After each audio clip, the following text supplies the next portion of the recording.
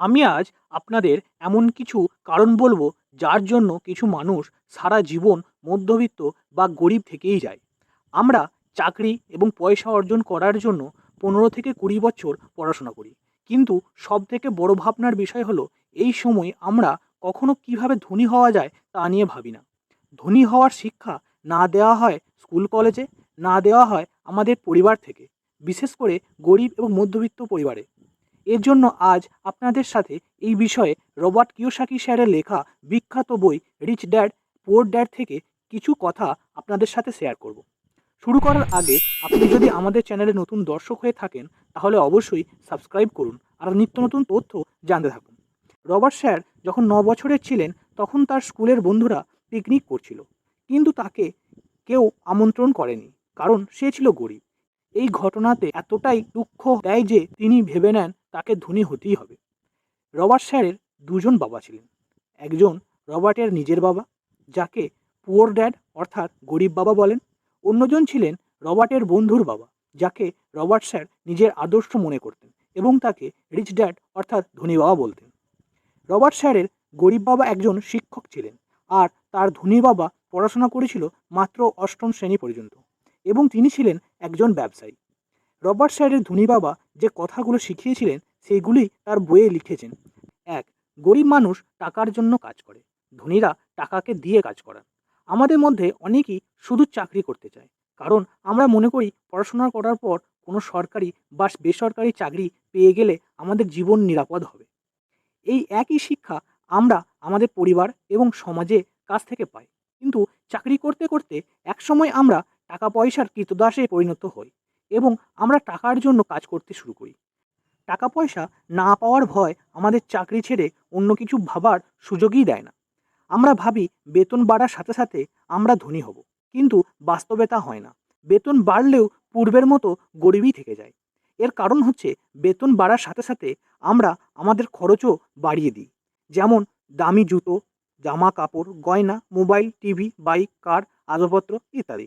এভাবেই আমরা আমাদের সারা জীবন কাটিয়ে দিই। অপরপক্ষে ধনী মানুষ টাকার জন্য কাজ করে না, টাকাকে দিয়ে নিজের জন্য কাজ করান। ধনী মানুষ কাজ করে কোনো নতুন দক্ষতা বা স্কিল শেখার জন্য, যার দ্বারা ভবিষ্যতে টাকাকে নিজের জন্য কাজ করাতে পারেন।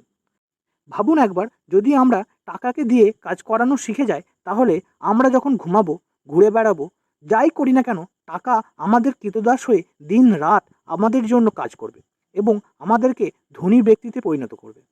কেবলমাত্র টাকা রোজগার করার ভয় থেকে মুক্ত হয়েই আমরা টাকার আসল লাভ ওঠাতে পারবো।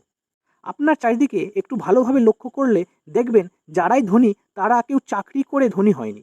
যারা ধনী হয়েছে তারা ব্যবসা করেই হয়েছে, অথবা চাকরি থেকে আসা টাকা অন্য কোনো জায়গায় কাজে লাগিয়ে বা ব্যবসা করেই ধনী হয়েছে।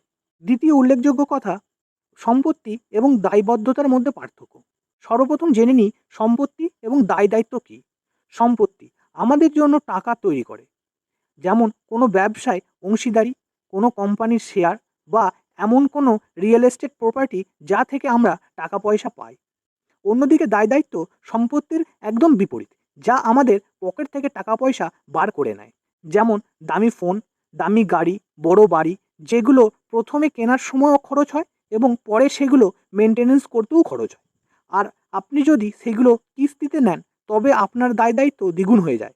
অর্থাৎ প্রথমে মাসে মাসে কিস্তির দায় এবং তারপর সেগুলোর মেনটেনেন্স খরচা। মধ্যবিত্ত শ্রেণীর মানুষ এই ভুলটাই করে, তারা দায় দায়িত্ব কেনে সম্পত্তি ভেবে। অপরপক্ষে ধনী ব্যক্তি সম্পত্তি তৈরি করে এবং যতটা সম্ভব দায় দায়িত্ব এড়িয়ে চলে। তৃতীয় উল্লেখযোগ্য কথাটি হলো গরিব, মধ্যবিত্ত ও ধনী ব্যক্তির মধ্যে পার্থক্য। গরিব মানুষের কাছে চাকরি থেকে টাকা পয়সা আসে, যা তারা দৈনন্দিন জীবনযাপনের অপরিহার্য দ্রব্য কিনতে খরচ করে। মধ্যবিত্ত শ্রেণীর মানুষের কাছেও চাকরি থেকে টাকা পয়সা আসে, যা তারা জীবন ধারণের অপরিহার্য দ্রব্য কিনতে এবং বেঁচে থাকা টাকার দ্বারা দায় দায়িত্বে মেটাতে খরচ করে। অন্যদিকে ধনী ব্যক্তির কাছে সম্পত্তি এবং চাকরি থেকে টাকা পয়সা আসে, যার মাধ্যমে তারা অপরিহার্য প্রয়োজনীয়তা মেটানোর পরও বেঁচে থাকা টাকার সাহায্যে সম্পত্তি তৈরি করে, যা ভবিষ্যতে তাদের আরও অধিক সম্পত্তি তৈরি করতে সাহায্য করে। এভাবে ধনী ব্যক্তি আরও ধনী হয় এবং গরিব আরও গরিব হয়। চতুর্থ উল্লেখযোগ্য কথাটি হলো বিকল্প আয়ের পথ তৈরি করা, অর্থাৎ প্যাসিভ ইনকাম করা। ধনী ব্যক্তি বিকল্প আয়ের পথ তৈরি করে, অর্থাৎ এমন ব্যবস্থা যাতে তারা সক্রিয় থাকুক বা না থাকুক তবু টাকা আয় হবে। দুরকমভাবে টাকা আয় করা হয়। সক্রিয় আয় অর্থাৎ অ্যাক্টিভ ইনকাম, যখন আপনি সব সময় টাকার জন্য কাজ করেন। 2, বিকল্প আয় অর্থাৎ প্যাসিভ ইনকাম, আপনি সক্রিয় না থেকেও টাকা আপনার জন্য কাজ করে। এই দুটি বিষয় ভালোভাবে বোঝার জন্য মন দিয়ে শুনুন। একটি গ্রাম ছিল যেখানে জল ছিল না, কিন্তু কিছুটা দূরে একটি নদী ছিল। দুজন ব্যক্তি ভাবলেন নদী থেকে জল নিয়ে এসে গ্রামে বিক্রি করবে। কিছুদিন তাদের এই ব্যবসা চলতে থাকলো। তাদের মধ্যে একজন এইভাবেই কাজ চালাতে থাকলো, অন্যজন কিছু সময়ের জন্য তার কাজ বন্ধ করে জমানো টাকা দিয়ে নদী থেকে তার বাড়ি পর্যন্ত পাইপলাইন তৈরি করে এবং তারপর সেই দ্বিতীয় ব্যক্তিটি বাড়ি থেকেই জল বিক্রি করা শুরু করে। কিছুদিন পর দুজন ব্যক্তি অসুস্থ হয়ে যায়। এর ফলে প্রথম ব্যক্তি কাজ বন্ধ হয়ে যায়, কিন্তু দ্বিতীয় ব্যক্তিটি কিছু টাকার বিনিময়ে একজন কাজের লোক রাখেন যে তার জন্য জল বিক্রি করে। এভাবে তার ব্যবসা চলতে থাকে এবং সে টাকা আয় করতে থাকে। এর কারণ হলো দ্বিতীয় ব্যক্তি বিকল্প আয়ের পথ তৈরি করে রেখেছিল। রিচ ড্যাড পুয়ার ড্যাড বইয়ের এরকম আরও অনেক কথা বলা আছে যা আপনাদের ধনী ব্যক্তি হতে সাহায্য করবে। ব্যক্তিগতভাবে আমি আপনাদের বলবো এই বইটি পড়ার জন্য। আশা করি আপনাদের এই ভিডিওটি ভালো লেগেছে। ভালো লাগলে অবশ্যই লাইক, কমেন্ট, শেয়ার করুন। ধন্যবাদ।